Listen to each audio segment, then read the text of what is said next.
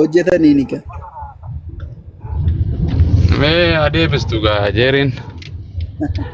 Jeeri. Cubbuun koo waa'ee cubbuu yoo dubbatu. Amma sammaanaa xumurtee amma waa biraachi fiddanee siin fidinaati. Dhufaatiin gooftaa Yesuus Kiristoos akkasii, dhumni isaa akkasii, kan Nabii Muhammadis akkasii jechuudha. Malee Yesuus Kiristoos hin duune du'a mo'atee du'aan kaane jechuudha. Ya salaam. Salaamu alaikum. Ustaz Nuuru Turki ነው መሰለኝ. ማን ነው ያስገባችው? ነው ተመለስ። Wayye. Jarri nama nani. Ustaz Mubaaz itti Agaatti bishaan naquudhaan waliin caalu bara. Yesuus hin du'u taanaan bari Jarana sababii ummanni wangeelan fudhatanii peenteen wangeela fudhatu takka takka barreessame. Barreessa warri mana kana gubbaa jirtan. Boqonnuma takka han dubbisa yoo fudhatan. jechuun waan inni dhufeefuu fiixan baanee Asheetu maaloosa. Ikkoo gaaffiitti gaafattuuf deebisii laatu. Jarana wangeela fudhatanii dura isin. Laphee gaarii goone warruma Yesuus Kiristoosin dabarsee fanniseedha. Wangeela fudhattuu jedhe peenteen. gaarii goone fudhannaa. Kanaan dura fudhanne irra miti. Hold on. Dhaabbadhu nama tokko eenyu hin fudhate. Okay gurbaa kana hojii haasaa ashee maali asheetu. Wangeela kanaan dura fudhanneetti jiraachaa jirra. Akka fudhattan laaluu fi practically amma arginaa qooya akka fudhattan. Wangeela Yohaannis boqonnaa 8:40 takka dubbisina. Ani eenyu akkan ta'e beektanii yoo amanuu baattan cubbuu keessaniin hin duutuu jedha. Ani eenyu akkan ta'e beektanii baay'isa weenni Yohaannis boqonnaa 17 lakkoofsa 3 irra jiru. Waan jedhe. Isa kana deeggara. Waan siin jedhe eenyutu cubbuu keessanii hin duutanii jedhe.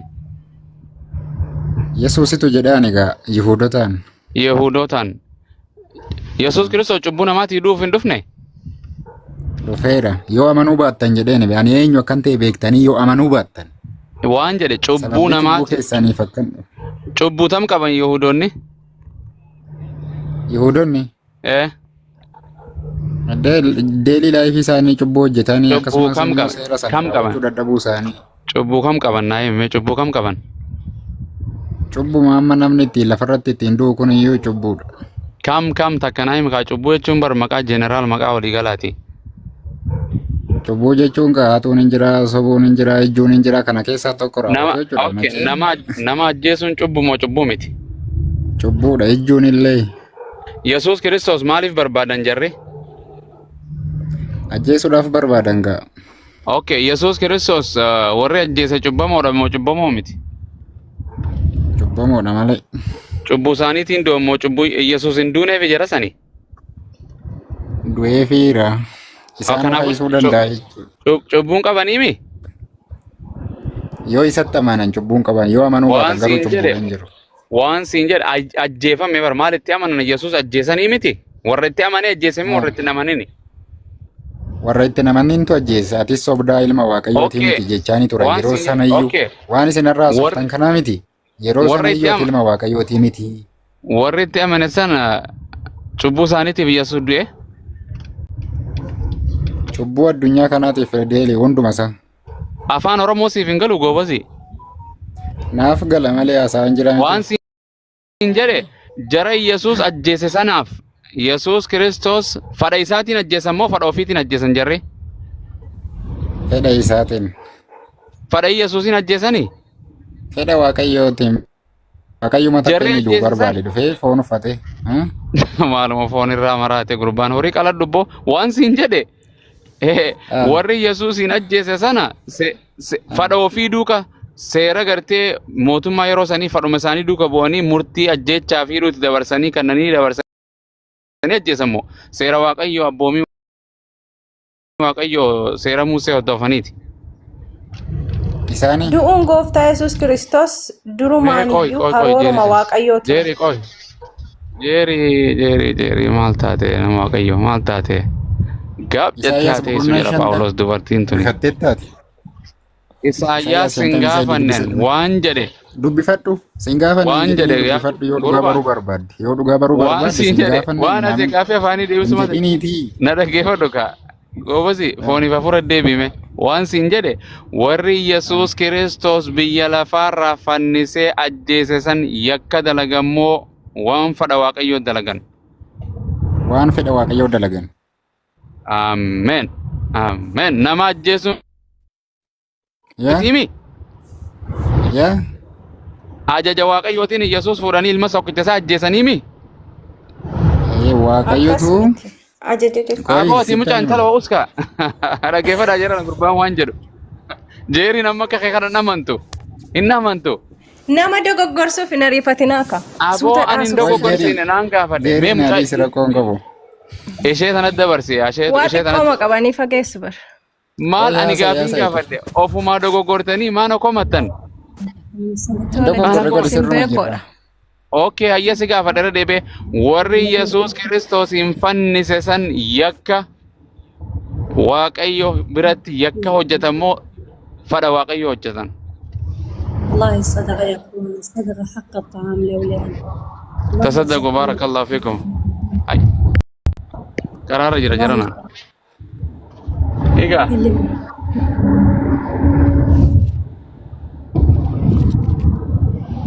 Khalid assalamu alaikum. وعليكم السلام ورحمة الله وبركاته.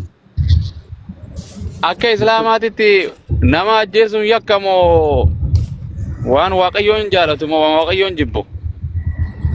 يكا Isalleen beeku قدادا isa. يكا قدادا كان النبي ربي عليه الصلاة والسلام اتقوا السبع الموبقات كان ربي جراني وانتو تتربان كيسا كبائر الذنوب غرغدا كيسا توكو انما جيسو دا يكا غرغدا كيسا يجا Akkas. Akkas. Okay, gaafuma kanaan gaafadha. Obboleessa koo abboomii kurnan keessatti hin ajjeesin kan jedhu caafamee jira moo hin jiru? Caafamee jira. Namni maal hojjetee du'e jalqaba seera uumamaa Ooyi kaadhaa boodha nama waan mee Khalid wayii dila kanaa sa'e abboomii kurnan keessaa hin ajjeesin kan jedhu caafamee jira moo hin jiru? Eenyu seera san kan baase? Waaqayyoodha moo nama? Seera namaati moo seera waaqaati? Caafamee jira inni. Goobas Yesuus Kiristoos cubbuu ni qabaa? Hin qabu waa takka illee qulqulluudha garuu Goobas nama qulqulluu holdan garuu tantee gara dhiifadhu nama qulqulluu kana ajjeesuun yakka moo yakkaa miti? nama qulqulluu ajjeesuun Oiga sittani mana dhaggeeffadhu akkas jarjartaa akka waan ani waan si deeggaraa jiru sitti fakkaatee macaafa si taasaa jira. Maa dirqama keetti deeggarta? Dirqama keenya deeggarta. Nagatiifa takka si deeggaru malee waan macaafni jedhu si taasa. Okay, waan bar deebiste waan jedhe abboomi kurna keessaa hin ajjeesin kan jedhu Waaqayyoon kannee jira moo kannine? Kenneera. Goobas naa deebiste namni nama ajjeese yakkamaadha moo yakkamaa miti? Namni nama yakkamaa namni ajjeese yakkamaadha. Namni Nama yakkamaa yakkama yoo yakkamaa jettu fakkeenyaaf mee yakkamaa yeroo jettu na ibsi. Nama fakkeenyaaf yakkamaa. Roomaa keessatti namni cubbuu namni badii guddaa dalage hin fannifamee ajjeefama akka seera biyya isaaniitti. Akkas Yesuus duraa jirti fannoon nama fannisuun the capital punishment jedhanii jira ni jira san eeywa. Kanaafuu nama yakka hojjetetu fannifamaa dhabe Roomaa keessatti. Okay, goobas nama yakka dalage sanuu seera Waaqayyootiin ajjeesanii mi? Eeyye. Goobas hayyee nama cubbuun qabne arraati lafa kaatee namuma tokko abbaa fedhe haa taatu yoo nama ajjeestee cubbumoo cubbuu miti. Cubbuudha. Goobas Yesuus Kiristoos cubbuu ni qabaa? Cubbuun qabu garuu kan koo ofirraa qaba. Ooyi kan kaadan taateeti maaltu ansi gaafachuu deema maaf dura jarjartaati? Haatee maal Kan isa ajjeesisetu cubbuu kooti be cubbuu koo waan baatee jiruu fi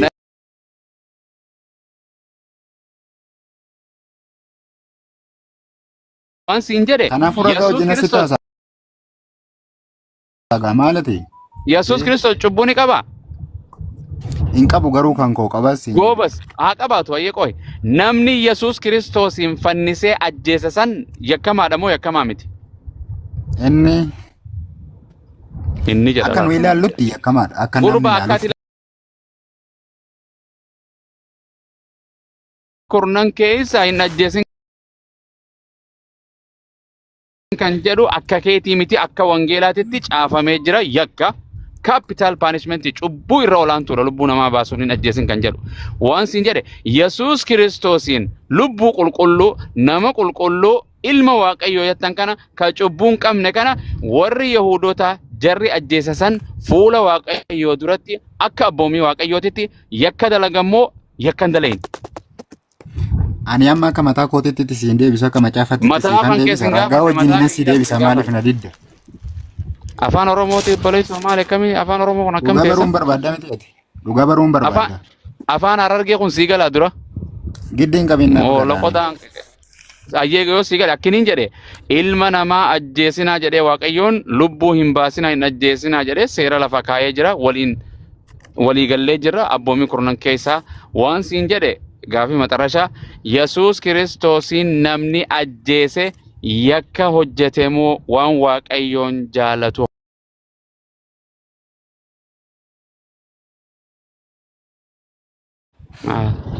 Namni isa ajjeese waan sirrii hojjete akka Waaqayyootti akka macaafa qulqulluutitti baay'isaween yaada Waaqayyoota sitti maayira ragaa wajjin asii kennaa siin jedhe maaltu si jarjarsa. Gaafin kiyya sii galee wallahi na kofalchiisu jedhe gaafin kiyya sii galee obboleessa kan koo saba. Isaayyaas 53 dubbise haa ta'an mana beekaa jettee na taasaa jirtan. Gaafin kan koo sii galee jira.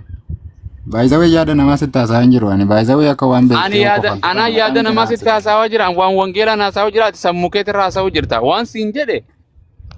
Akka abboommii kurnanitti hin ajjeesinaa kan jedhe eenyu?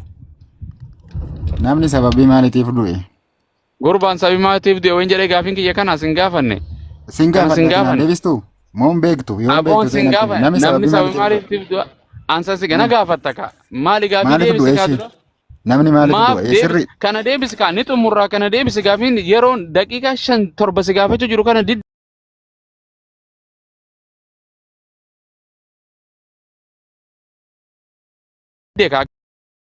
nama guutuudha nama yeroo waan siin jedhe maal qabaannaan si hojii haasaa jira. Hafuuraan qabdu lubbuu qabdu. Maaliin fooniin sitti lubbuun san maali? Lubbuun beekumsa dandeettii. Hafuuraa miti. Wanni biraan jiru. Okay, Yesuus Kiristoos hafuura koo dabarse Yesuus Kiristoos lubbuun qabu. Lubbuu qaba malee. Hafuura hin qabu ni qaba hafuura. Inni. Ni qaba na ragaa akkana kan ittiin beeka barbaade beeka ni qaba Yesuus Kiristoos hafuura qulqulluu. Waan asoftu na xumuri mee kanatti hin ce'ini ta'uu isa sitti. Okay, hin ce'wayyee gaafiin kiyya yoo garaa hunda deemteen suma jala deema jechuma kee jala waan siin jedhe gaafiin kiyya maal ture goobazii namni nama dhaggeeffataa jira. Siin jedhe duuni Yesuus Kiristoosii fedha Waaqayyooti siin jedhe. Maal jette? Duuni Yesuus Kiristoos fedha Waaqayyooti. Akkasiin hin jenne waan akkasii galaan jiru. Garee keessa hin jirtu ati mana barumsaa gaafiin kiyya kanaa miti waan siin jedhe irraan si deebi'aa dhaggeeffadhu waan siin jedhe Yesuus Kiristoos warri lubbuu isaa baasee ajjeese fannisee ajjeese san yakkamoodha moo yakkamoo miti fuula Waaqayyoo duratti. Fuula Waaqayyoo duratti. Si deebisee beeknaan hubanne malee situ. Gurba afaan Khaalid afaan akkanaa kana takkaa dhageessanii. Si deebisee beeknaan du'uun isaa fedha Waaqayyooti. Maraamarte dachiitti maraamareen akka nama samiirraa gad darbuu deemanii ka'an nama adu feesama. Kan inni iyyuu dhufee fi du'uudha. Loqoda Arsii fi Jimmaa fi Wallaggaa Harargee hunda sitti dabarsinaa qoy afaan kiyya siin galu afaan Oromoo kuni. Haasa himaa haasa yoo haasawuu dadhabde kookatti dabarsiteen dabale. Akkasiin jedhan isheetu. Haasawuu dadhabdee jennaan kookatti dabartee dhiisi maaloo ani nan danda'a qooda qoondumaa waan bara. Dhagaartaa isheetu.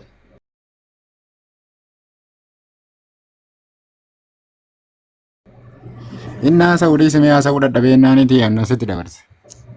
Lakki yoo loqonni isaanii si galuu dide kan. Giddiin qabeenyaan loqooda Oromiyaa keessa jiru hunda isaa nan beeka giddiin qabeenya.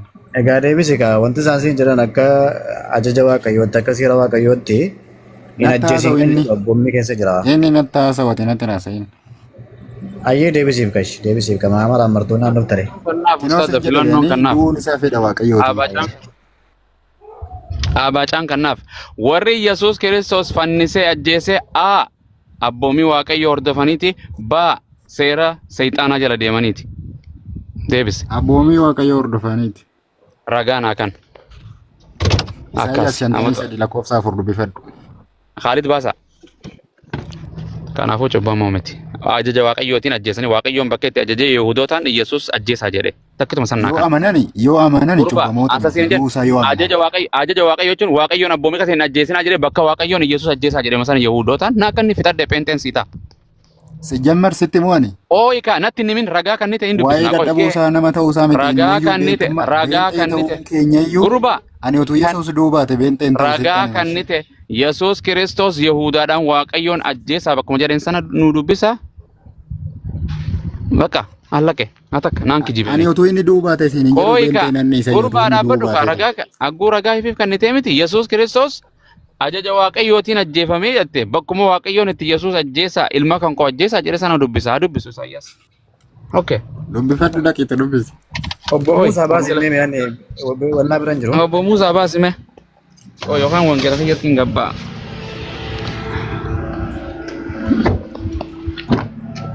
Give it to me here. Okay, go ahead. يا ابني الله يرزقكم يا رب. كلم الناس الموجودة بلكي يفرحون بهدية. والله لدي 5 نفر أطفال بس حق الطعام يا أخوة. الله يوجهكم الخير يا رب. جول بارك الله فيكم وريك إذا قودن كنافي وريك إذا قودن ربين بركات يا قدو غرغاراني لكن تو فولنا ما جوانا ما دابجو غرغاراني إن شاء الله بارك الله فيكم وريك قودن كنافي فيكم يا خالد. الله يحفظك. الله يوفقكم الله يحفظك. مسكينة والله كنافي ربي سنا كنا مسكينة وريك إذا قودن يتدرب إن شاء الله بركات الله عندك. والله لدي 5 نفر أطفال بس عايزة أجيب لهم طعام يا أخي. بدي أجيب غاز لبيتي بدي أجيب أغراض. الله يوفقكم. دائما شنين كبا وانا ناچسون كبا وانا كنو كن كبا لارتي وان تايبي غرغاراني جو ما شاء الله. الله يرزقكم يا ابني. وريك إذا قودن كنافي كلمهم يا أخ خالد كلمهم. الله يوفقك. طيب إن شاء الله. والله مسكين ولدي أطفال بحاجة إلى مساعدة. الله يوفقك وشكرا لكم. ما شاء الله ما شاء الله يا ابني. وريك إذا قودن كنافي جولي صدقات تلقى ما بر رب سنغرغر كنافي حسناكم يا خالد. الله يسعدك. الله يوفقك يا ابني. كلم الناس. الله يوفقكم جميعا. شكرا بارك الله فيكم. الله يوجه لكم الخير إن شاء الله. الله يسعدكم سعادة الدارين. الله يبارك في مالكم وعيالكم. والله صدق يا ابني في ميزان حسناتكم. الله يجبر بخاطركم تجبر بخاطري في هدية حتى تأتي بالطعام والملابس. الله يوسع في رزقكم يا ابني جميعا إن شاء الله يا رب. إن شاء الله تفوت أهل الخير تساعدنا. الله يوفقكم يا ابني. الله يحميكم ويوفقكم جميعا يا رب. الله يحفظكم شبابكم يا أخي. والله أنتم ناس طيبين. بارك الله فيكم. بارك الله فيكم. تحية لكم يا أخوة. ما شاء الله ما شاء الله. بارك الله فيكم. الله يوفقكم جميعا.